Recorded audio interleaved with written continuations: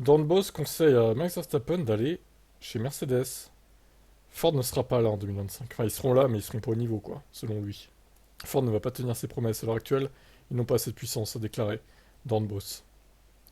L'ancien pilote de F1 s'attend donc à ce que Red Bull recule à partir de 2026 et conseille à Verstappen d'aller chez Mercedes.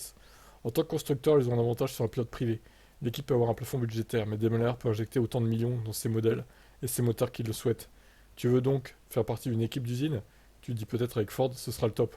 Mais non, en fait, tu ne sais pas. Son contrat à Max va jusqu'à la fin 2028. Si ça n'est qu'à Wolf, Verstappen passerait son équipe dès l'hiver prochain. Mais il faudrait sans doute que les remous actuels au sein de Red Bull conduisent d'abord à une implosion de l'équipe autrichienne. Ok, pour moi, le plus probable, c'est qu'il reste chez Red Bull l'année prochaine. Par contre, effectivement, moi je sens pas non plus, je suis un peu d'accord avec Dornbos.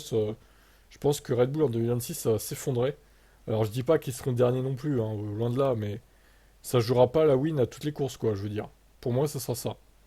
Ça sera peut-être le Ferrari de maintenant, voire le Mercedes de maintenant, en fait, Red Bull en 2026. Je pense. À cause du moteur, hein, tout simplement. Et on sait très bien l'impact que ça a eu sur Red Bull, le moteur 2014, par exemple, à l'époque. Et là, ça va faire un peu pareil, à mon avis.